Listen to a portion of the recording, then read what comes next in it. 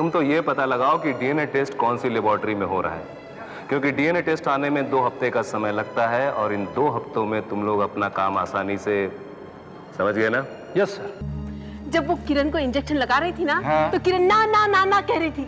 अगर डॉक्टर ने कहा होता तो वो नाना क्यों कहती, बोलो? नहीं, पर अगर उस लैब में आग लग गई तो आज तो हमारे केस की सुनवाई हो नहीं पाएगी। क्यों नहीं हो पाएगी तेजवानी साहब? शुक्र कीजिए कि लैब जलने से पहले हमारे केस की डीएनए रिपोर्ट अदालत में पहुंच चुकी थी।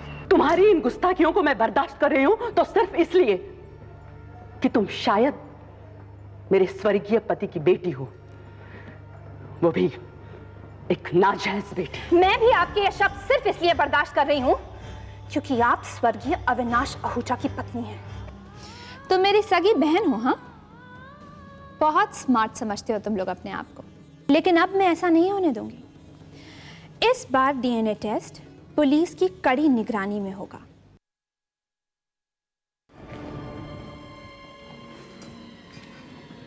मुझे यहाँ से बाहर जाना है, मेरा दम घुट रहा है। बिना मेरी इजाजत के तुम यहाँ से बाहर नहीं जा सकती। तेजवानी जी ने मना किया है।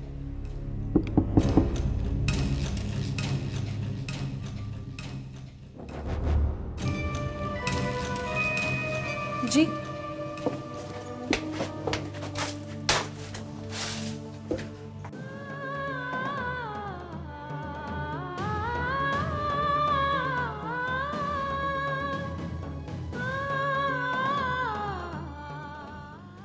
तुम मेरी सगी बहन हो। हाँ, बहुत स्मार्ट समझते हो तुम लोग अपने आप को, लेकिन अब मैं ऐसा नहीं होने दूंगी। इस बार डीएनए टेस्ट पुलिस की कड़ी निगरानी में होगा और इस बार मैं भी देखती हूँ कि मेरी माँ शोभा जाधव के जवाब में तुम अपनी शोभा जाधव कहाँ से लाती। एनीवेज, मिल जाए तो मुझसे भी मिलवाना, मुझे उनसे मिलकर खुशी होगी।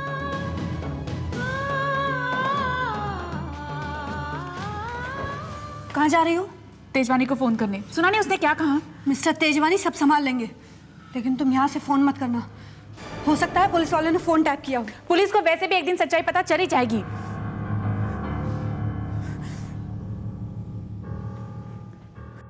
सर, ऐसी कौन सी जरूरी बात थी जो आपने मुझे यहाँ बुलवा लिया? फोन पर भी तो ये बात। ठीक है, जाइए जाइए, फोन पर ही बता दूंगा मैं आपको। सॉरी सर, मेरा ये मतलब नहीं था सर।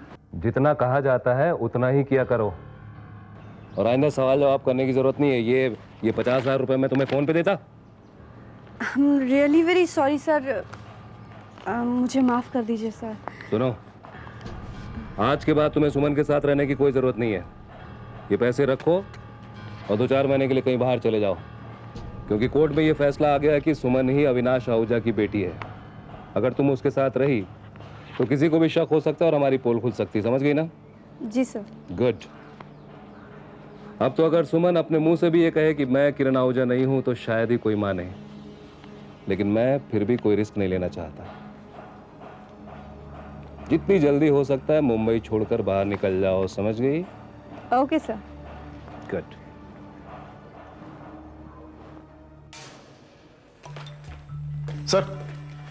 सर, लैब के बाहर हमलावरों के साथियों ने जो चोरी की मोटरसाइकिल इस्तेमाल की थी, उसके असली मालिक का पता चल गया सर।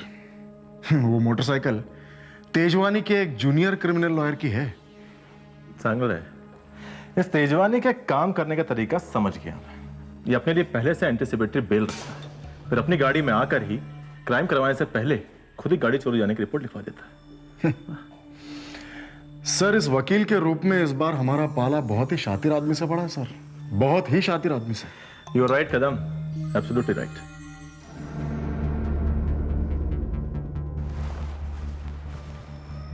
मैं तो खुद हैरान हूं कि डीएनए टेस्ट की रिपोर्ट हमारे हक में कैसे आ गई। तो सवाल यह है कि जब अगला डीएनए टेस्ट होगा तब क्या होगा?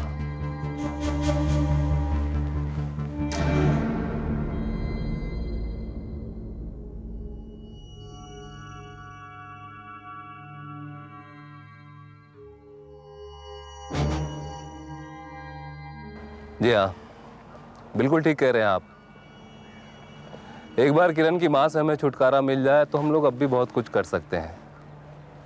पर सवाल तो ये है कि वो पगली अगर इस वक्त होगी तो कौन से असाइलम में होगी? ओ वाह, ओ मार, ओ सीधा मार इसको, ओ मार, ओ पीछे से आ गया, मार इसको, आया,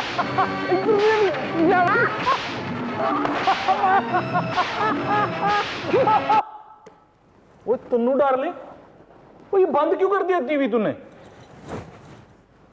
हैं? ओ, अब बात समझ में आई। भाई मैं हेमा मालिनी को बकअप कर रहा था ना, जल गई ना, जल गई। अरे जले मेरी जूती। और तुम ये फिल्म देख के उछल क्यों रहे हो? हाँ, कुछ याद नहीं है तुम्हें? याद? क्या याद भाई? ओए हाँ, अब याद आया। ओए ये सीता और गीता तो हमने शादी के बाद पहली फिल्म थी जो देखी थी, है ना? और वो भी हनीमून पे। ओए ओए ओए ओए कमबख्त, किन दिनों की याद करा दी है तूने। ओफो, गुजरे जमाने की बातें छोड़ो, आज की बात करो, आज की। तुम्हें कुछ समझ में भी आ रहा है? अब हमारे घर में दोनों की दोनों सीता और गीता आई बैठी हैं। सीता गीता कौन भाई? अरे दोनों की दोनों किरणें। किरणें? किरणें? ओए कहाँ वो सीता और गीता और कहाँ ये किरणें? अरे कम से कम उस सीता और गीता फिल्म में एक तो सीधी सादी थी। यहाँ तो मुझे डर है कि दोनों की दोनों हंटर वालियां हैं। हंटर वालियां? हाँ।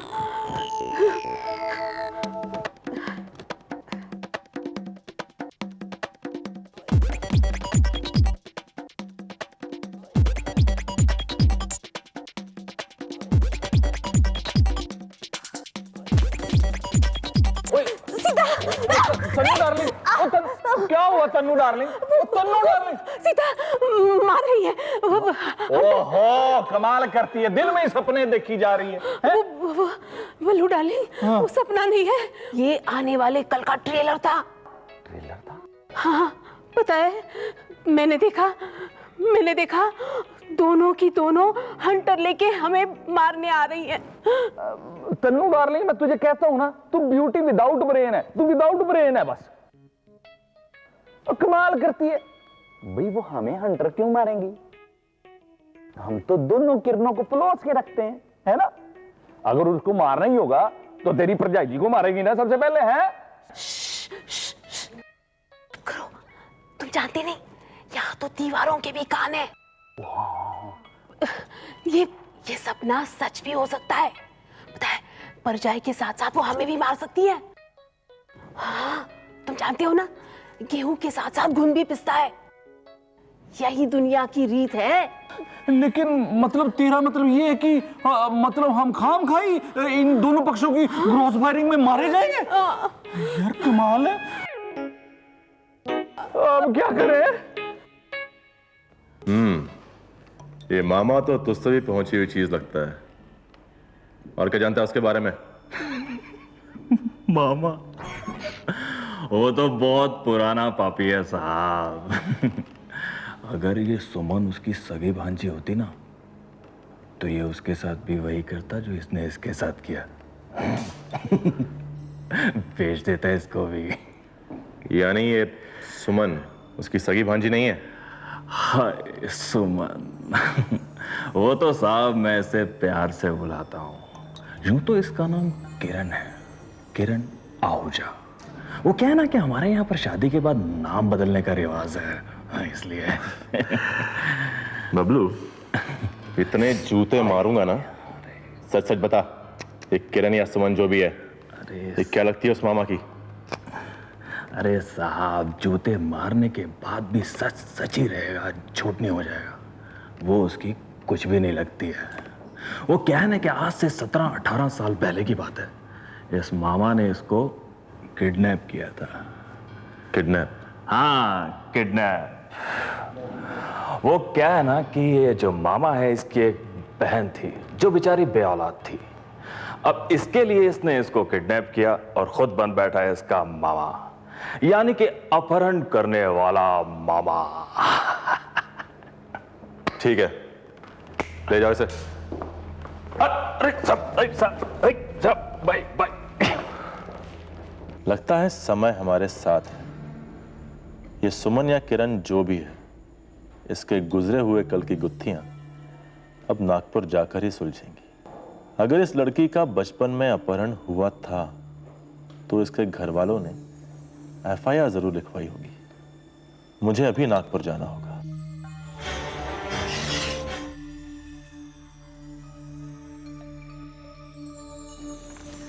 सर। हाँ पाटिल, फाइल मिल गई? फाइल कहाँ जाएगी सर, थोड़ा वक्त लग गया, पुरानी थी ना इसलिए। अगर गुमशुदा होने की एफआईआर लिखाई गई थी तो मेरा इंटरेस्ट एफआईआर लिखाने वाले में ज्यादा है। ये रही सुमन नाम की छोटी सी बच्ची 48 घंटे से लापता है। किसी पे शक नहीं, एफआईआर लिखाने वाली बच्ची की मां शोभा जाधव। शोभा जाधव? जी सर। यानी अब शोभा जाधव से मिलना पड़ेगा। जी सर।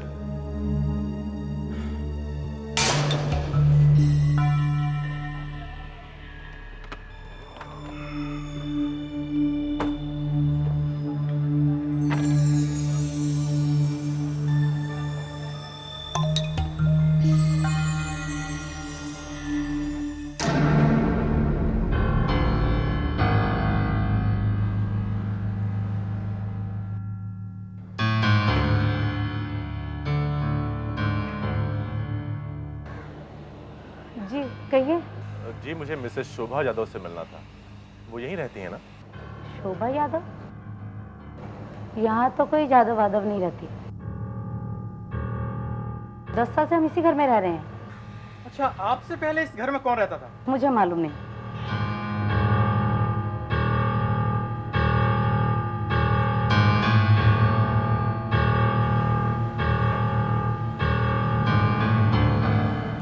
आप और किसी से पूछें? कोई फायदा नहीं सर। यहाँ आस पड़ोस में शायद ही शोभा यादव के बारे में कोई जानता हो। बाकी आपकी मर्जी। चलो।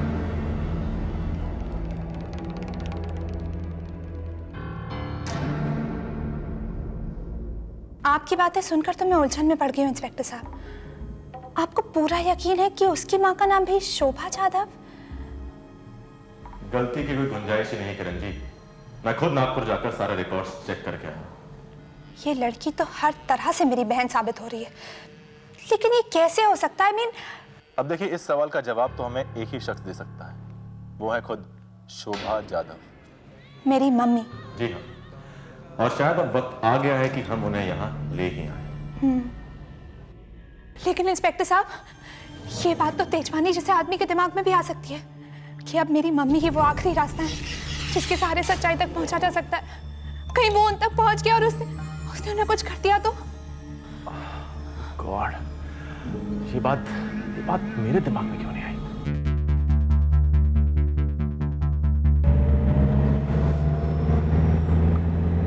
हेलो। हाँ, दिल्ली का एक साइलेब छान मारो। अरे पागल खाना बेवकूफ, और क्या?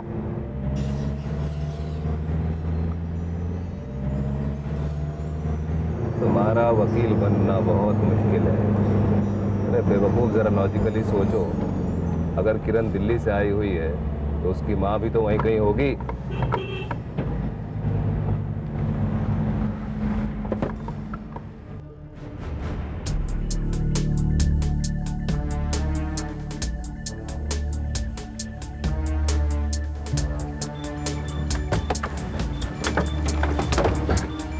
इंस्पेक्टर, क्या बदतमीजी है ये? पुलिस को टीम मिली है कि आपकी कार में ड्रग्स है। ड्रग? आप डिक्की खोलिए। Are you sure? खोलिए, डिक्की खोलिए। आप जानते हैं मैं कौन हूँ? आप डिक्की खोलिए। बट इंस्पेक्टर, डिक्की खोलिए। आइए देखिए, आप शायद मुझे पहचानते नहीं इंस्पेक्टर। चेक करो, देखो क्या है ये? महादेव कुमार। अब आप बताइए कि खुद आप कौन है? एक क्रिमिनल लॉयर या खुद एक क्रिमिनल? देखिए, व्हाट इज दिस? व्हाट? लेकिन इंस्पेक्टर, ये मैं just give me your hand please. What are you doing?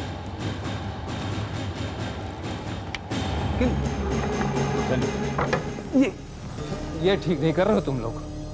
अरे मैं भी फौजदारी का वकील हूं, कोई उठाईगिरी नहीं हूं जो तुम लोग मेरे साथ ऐसे पेश आ रहे हो। देख लूंगा तुम सबको, एक एक दिन मैं देख लूंगा। इसको देख लेंगे वकील साहब।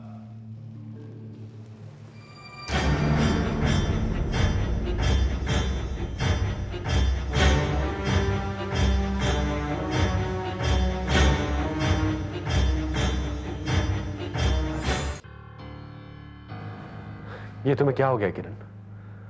आखिर बात क्या है? कोई तो बात है जो तुम्हें अंदर ही अंदर खाई जा रही है, और शायद तुम मुझे अपना इतना अच्छा दोस्त नहीं मानती कि वो बात मुझे बता सको, है ना?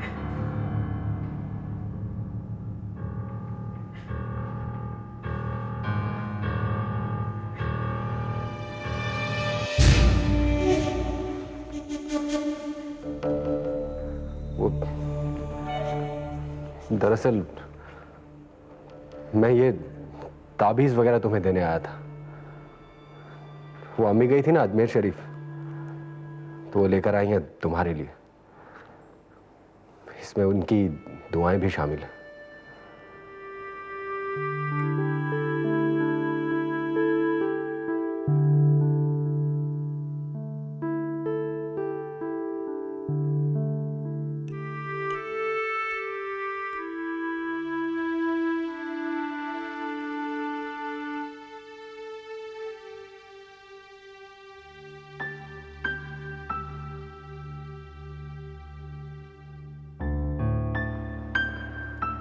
वैसे तो इंसान के अंदर की सच्चाई उसकी सबसे बड़ी ताकत होती है,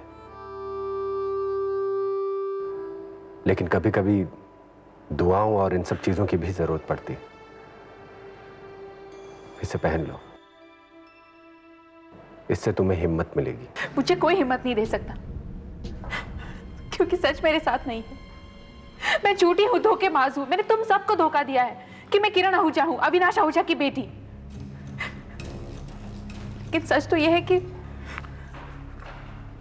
तुम्हें कैसे बताऊं था।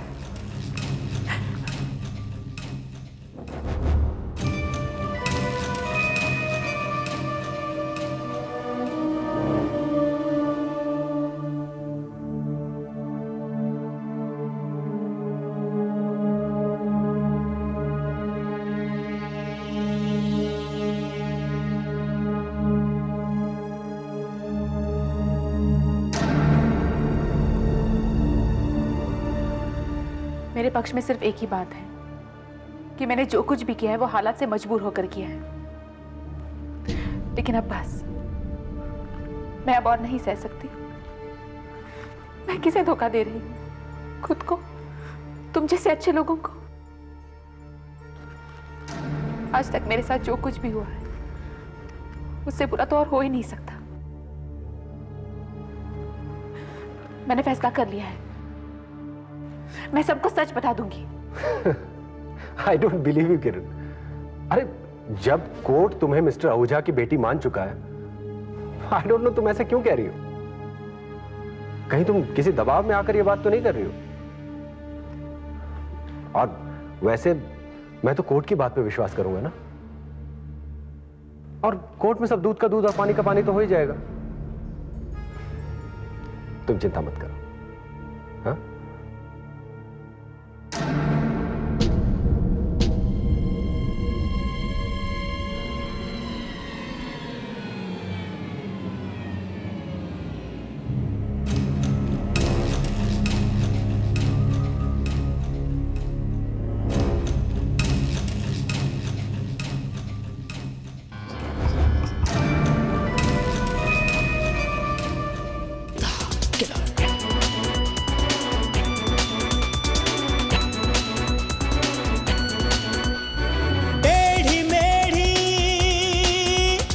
राह पे चलता ही जाए जो, लेके जा हथेली पे बढ़ता ही जाए जो, मुश्किलों को पीछे छोड़ दे, रुख हवाओं का मोड़ दे, मुश्किलों को पीछे छोड़ दे, रुख हवाओं का मोड़ दे, अपने बाजी, वही है खिलाड़ी, वही है खिलाड़ी, खिलाड़ी खिलाड़ी खिलाड़ी खिलाड़ी खिलाड़ी खिलाड़ी खिलाड़ी खिलाड़ी खिलाड़ी खिलाड़ी।